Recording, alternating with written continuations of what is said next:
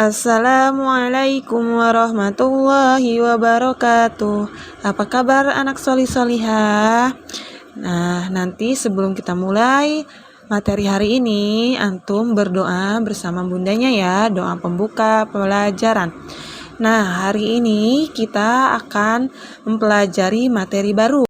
Minggu lalu kita sudah belajar tentang fungsi tanah yang Allah ciptakan, yaitu tanah yang datar berfungsi untuk tegaknya atau berdirinya rumah. Nah, hari ini kita akan mempelajari tentang pencemaran tanah yang disebabkan oleh manusia. Allah Subhanahu wa Ta'ala berfirman di Quran Surat Ar-Rum ayat 41, yang artinya telah nampak kerusakan di darat dan di laut disebabkan karena perbuatan tangan manusia, supaya Allah merasakan kepada mereka sebagian dari akibat perbuatan mereka, agar mereka kembali ke jalan yang benar. Quran Surat Ar-Rum ayat 41. Di Surat Ar-Rum sudah dijelaskan bahwa ada manusia yang melakukan perusakan di darat maupun di laut. Nah, antum sudah belajar kan tentang pencemaran yang ada di air waktu di kelas 2. Nah, hari ini kita akan mempelajari tentang pencemaran yang terjadi pada tanah. Apa saja aktivitas atau kegiatan manusia yang dapat mencemari tanah. Aktivitas atau kegiatan manusia yang dapat mencemari atau merusak tanah. Yang pertama, limbah dari industri. Tahukah antum ada namanya kegiatan manusia yang membuat tanah tidak subur lagi? Salah satunya adalah karena adanya limbah. Apakah itu limbah? Limbah adalah salah satu sisa proses pembuatan barang oleh industri atau perusahaan. Nah, limbah ini dibagi menjadi dua. Yang pertama ada limbah padat, yaitu merupakan hasil buangan industri berupa padatan atau lumpur, bubur yang berasal dari proses pembuatan, misalnya proses pengolahan pabrik gula, pulpen, kertas, atau pengawetan buah, ikan, atau daging. Nah, yang kedua ada limbah cair. Nah, limbah cair ini merupakan hasil pengolahan dalam suatu proses produksi, misalnya sisa-sisa pengolahan industri, pelapisan logam, kimia.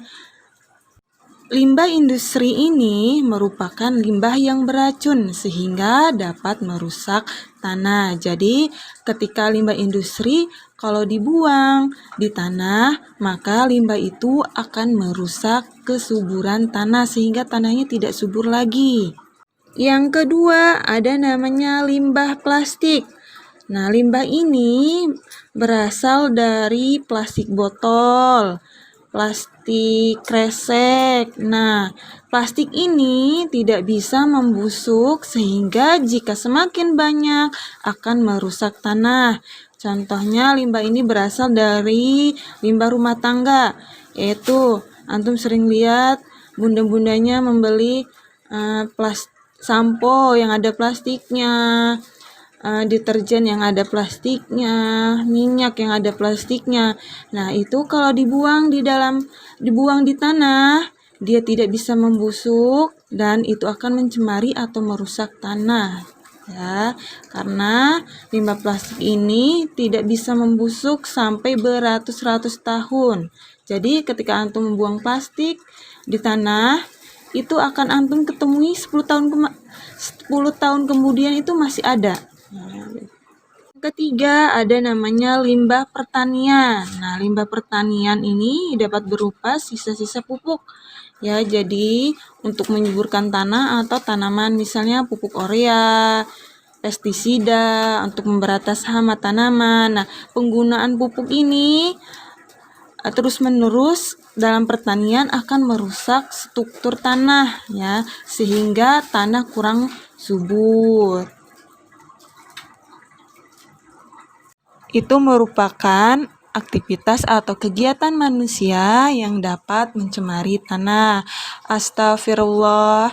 Nah, kita baru sadar ya, rupanya ada kegiatan yang kita lakukan yang dapat mencemari tanah. Depan kita akan mempelajari apa sih dampak dari pencemaran tanah dan bagaimana caranya menanggulangi atau menjaga kesuburan tanah.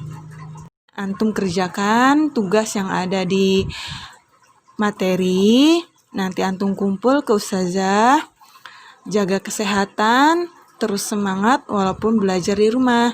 Ustazah akhiri, assalamualaikum warahmatullahi wabarakatuh.